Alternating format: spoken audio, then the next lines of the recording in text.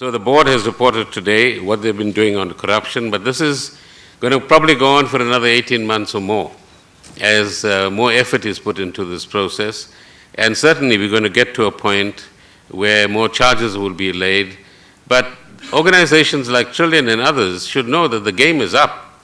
The information is out there in the public domain.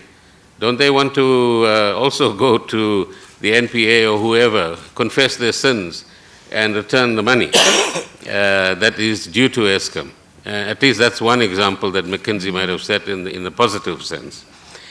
The second is that we've got to rebuild investor confidence. And I think the answers from the CEO and the acting CFO and the chair have given you an indication of how they are going about it. And you can see that post-January, there has been more access to funding. There's a greater deal of confidence in the organization and in the board and management as well, and in government more generally as we go forward. But in addition to that, from a departmental point of view, but also the board's point of view, we are executing and putting into practice in concrete terms the mandate given to us by the governing party and by the government, which says, as the President indicated, governance will be strengthened, boards will be changed where that is appropriate, corruption will be rooted out, the way in which boards are appointed will be changed so that we have the right mix of experience, skills, women and younger people who should get opportunities to be exposed to this kind of practice.